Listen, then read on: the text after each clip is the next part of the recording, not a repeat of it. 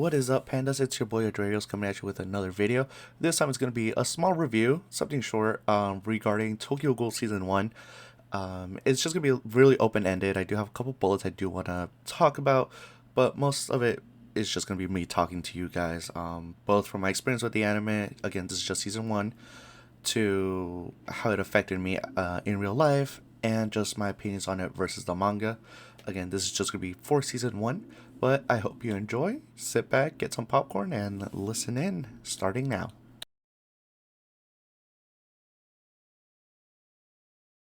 Alright guys, so before we get started, actually, the first thing I do want to go ahead and do is just let you know, moving forward, how these reviews are going to take place. So the first thing I want to do is a quick synopsis regarding the anime. Then from there, we'll go ahead and talk about all the characters, the ones I found most appealing and I connected with. Also, how it impacts me personally, because I think a lot of the animes, we watch somehow reflect on one another, and that's what we like or don't like about it, but that's just me. And then from there, I'll go ahead and do a review, and then we'll go ahead and see the differences of the manga if I have read the manga. So let's go ahead and get started. So the synopsis is from my anime list, and it just reads, Tokyo has become a cruel and merciless city, a place where vicious creatures called ghouls exist alongside humans. The citizens of this one great metropolis lived in constant fear of these bloodthirsty savages and their thirst for human flesh. However, the greatest threat these ghouls possess is their dangerous ability to masquerade as humans and blend in with society. Based on the best-selling supernatural horror manga by Sui Ishida, Tokyo Ghoul follows Ken Kaneki, a shy, bookish college student who is instantly drawn to Rize Kamishiro, an avid reader like himself. However, Rize is not exactly who she seems, and this unfortunate meeting pushes Kaneki into the dark depths of the ghoul inhuman world. In a twist of fate, Kaneki is saved by the enigmatic waitress Toka Kirishima, and thus begins his new secret life as a half-ghoul slash half-human who must find a way to integrate into both societies. So there you have it. That's just kind of the quick rundown. Let's go ahead and talk about some characters. So to start off, we have our main character, Kaneki. He is, your typical boring anime character who is a bookworm. He's a goody two-shoes, basically. He just wants to live a normal life. The only downside is, he did fall in love with Rize, which caused him to go on that date. Apart from that, Rize doesn't live long enough in this season to actually be talked about, but she does play a fundamental part, and I'll talk about more of that in the story section. But going back to Kaneki, he's a shy boy, doesn't want to harm anything, can't harm anything. He was taught to basically love everyone and make, have himself get hurt over everyone if he truly cares about them. So he's kind of this, human. And then on the flip side, we have Toka, who is a waitress at Onteku, which is the cafe they both work at. Toka is kind of the opposite. She is very distant. She is, badassery all around. And, she doesn't want anything to do with the humans because she's a ghoul herself. From there, we have other characters. Hide, who is Ken's friend, or Kaneki's friend, best friend, who was with him since childhood. We also have, the manager. Another important figure that we do meet in season 1 is Hinami, who, even though she only has a couple episodes, she's this ghoul character who is a little girl,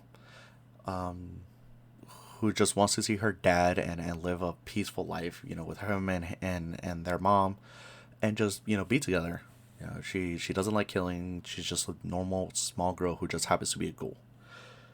Apart from that, we also have the gourmet, which we'll also talk about more during the story portion of this.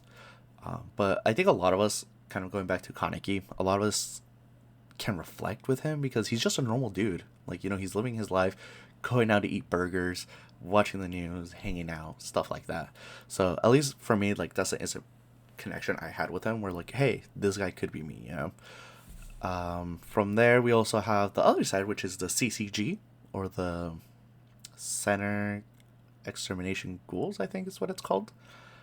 And again, this is free read. Not, I don't have an essay, so if I don't remember some names, I apologize. I'll do it in post.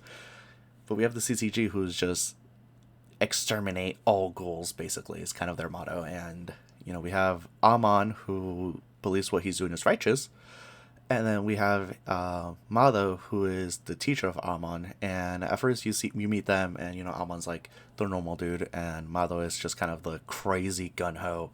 Who the hell is this? This guy might needs to be in therapy type character. There's a cool little plot twist with them, which again I'll talk about more in the, or at least with Amon. Oh no, sorry, with Mado, who's the older dude. So there's a little bit of things that go on with him in season one. So you know what? I keep saying let's go ahead and let's just talk about the actual story. So kind of the first couple of episodes, we meet Kaneki. We establish our friendship with him, I guess you could say, if we're like looking along on the ride. Normal dude goes out on the date with Rize. She turns out to try to kill him. Some accident happens, and then as far as we don't know who did it at this point in time, and she dies. However, he gets wounded extremely bad. They get taken to the hospital, and the doctor implants Rize's organs into Kaneki, making him, turning him into a half ghoul, half human. From there, he starts to learn like, hey, I cannot eat food. This is all disgusting to me, due to like some taste buds that they have. It just any human food tastes disgusting to them. After that, we go ahead and catch up with Kaneki back at school. Hida brings him like or before that, Hida actually brings him a bunch of food, and Kaneki starts realizing I cannot eat this, and it's actually one of the most emotional scenes is when Kaneki boils the burger or the hamburger steak, and then takes a bite out of it, and you just see him shed a tear. I'll try to put that scene here if I don't get copyright or if I can find it, but you see him just shed a tear, and at this moment he realizes he's not human. All his life he's been human, and now he gets thrown into this. After that, once they go back to school, this is the first time they meet Nishiki, who is a senior at the college that both Kaneki and Hila are both going to. This is one of the first times they run into a ghoul, and Nishiki basically double crosses them and immediately tries to kill both of them. From there, Kaneki gets his Kaguna for the first time, which is basically like their shells or what ghouls can extend out as an extra limb, and fights Nishiki. After that is when we kind of go into the wow, I'm so sorry. From there, we kind of go into the cafe where we meet Toka, and Kaneki starts working there after Toka and the manager find him. He starts working there and finds out that this hub or this coffee shop called Lanteku is basically a hub for ghouls in the 20th ward. They don't do any killing. They actually, a lot of the victims, or not victims, but a lot of the meat that they get is from suicide victims. And Kaneki ends up learning like, hey, maybe not all ghouls are evil. He learns that there's some ghouls that don't want to kill. From there, we actually get introduced to one of the first major plot points, in my opinion, which is the Hinami, meeting Hinami for the first time. Well, in the manga, and I do want to, this part is flipped with the gourmet, if I'm not mistaken, but they did this in this one. One major difference in this one is, in the manga, the dad's already dead. In this, he actually gets killed by Jason at the same time that Hinami meets Kaneki. So that's one major difference.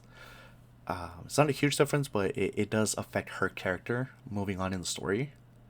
And I'll explain why a little bit later. But once we meet her, we find out, she's just a normal ghoul with her mom. She's like, I think 7 or 8. She's a young kid compared to Kaneki. And Kaneki, just talks to her and teaches her start how to read because she can't go to school. And one day,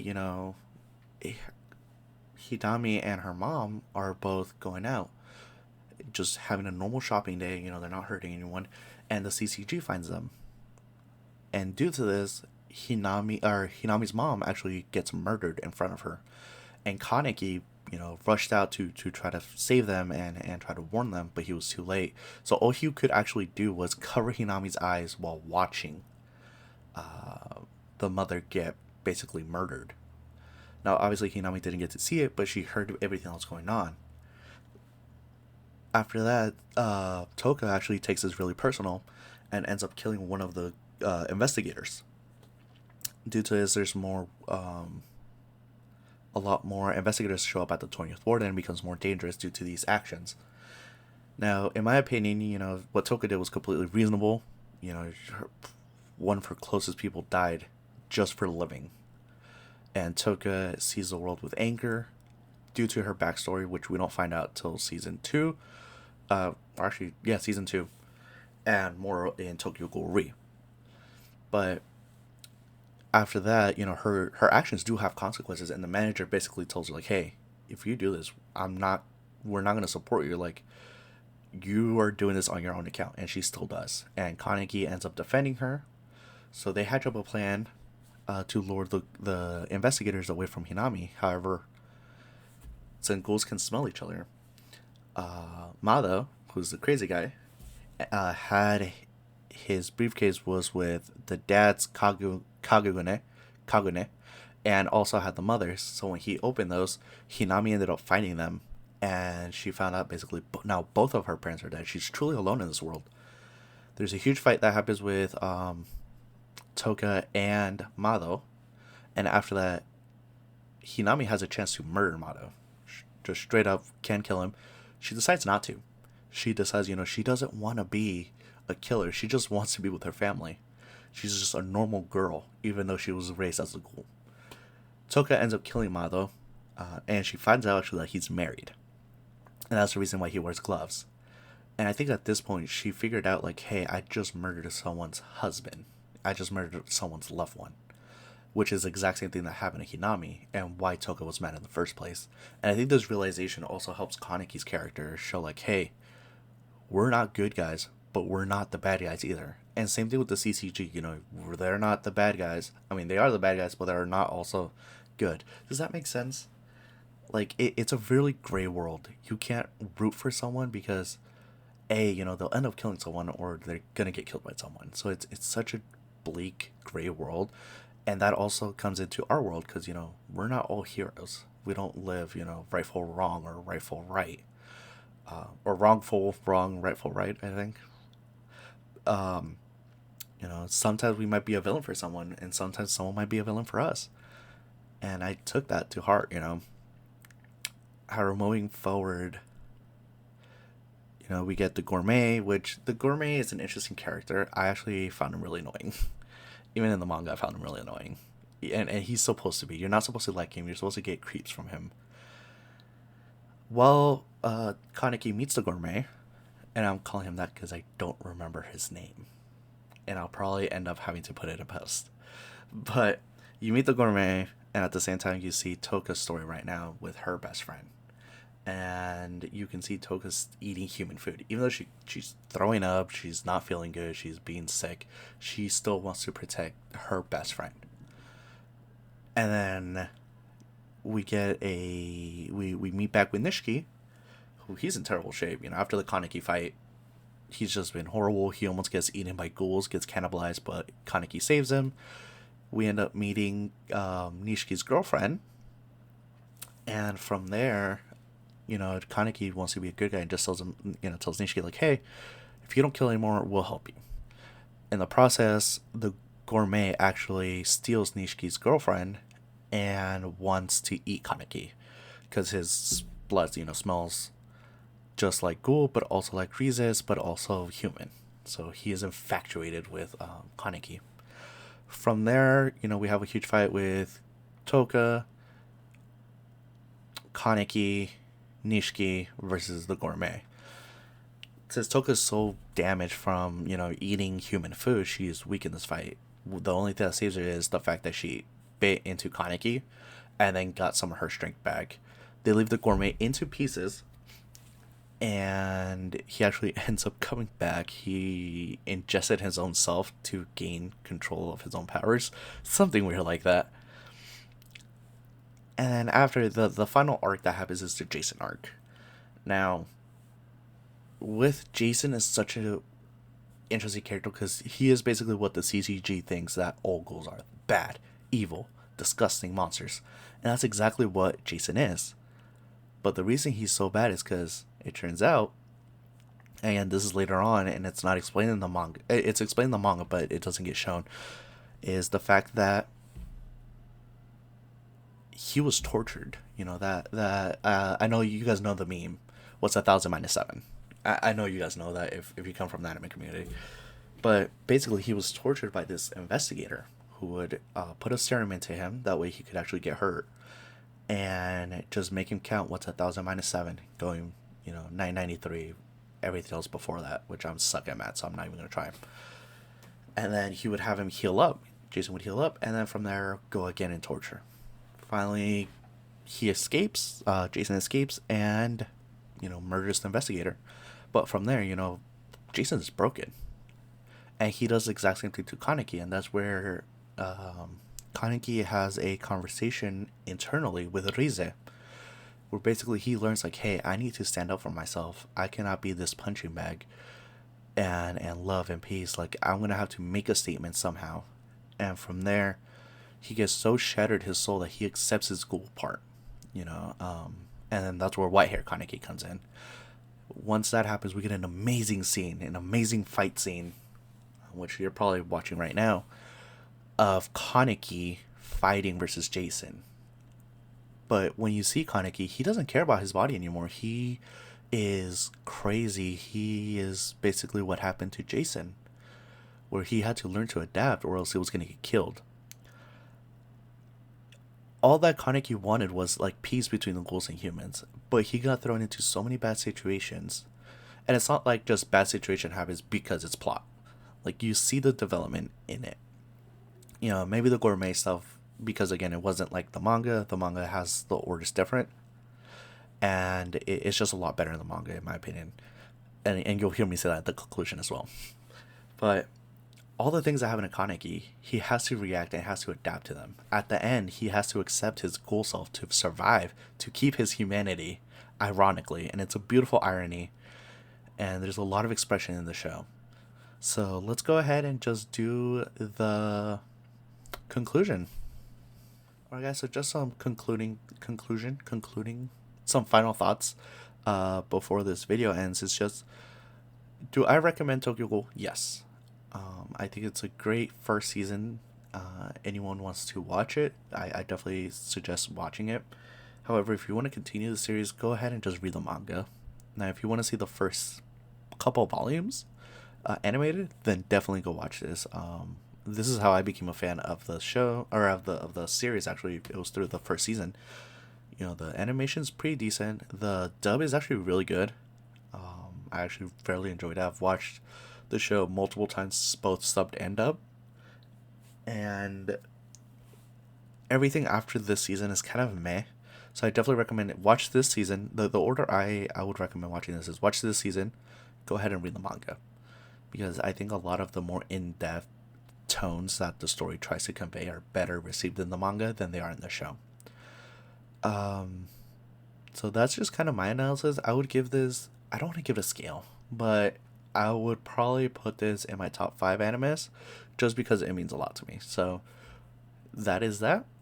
Guys, if you like this video, or you want to see more of this style of commentary where it's just me giving my thoughts on a show without it being scripted, go ahead and leave a like. If you would prefer me doing an essay instead and it be in a more organized format, go ahead and just leave a comment and let me know that as well. If you're new to the channel, go ahead and sub. I think most of you are going to be new, since this is only like the second video on this channel. But go ahead and hit that sub, click that like, ring the bell. You guys already know. And go ahead and share this as well if you found any of what I said either remotely interesting, or like my voice, or I don't know. Go ahead and just share this, because it would mean a lot. But that is it for this video. I hope you guys have a good rest of your day, and see you later, pandas.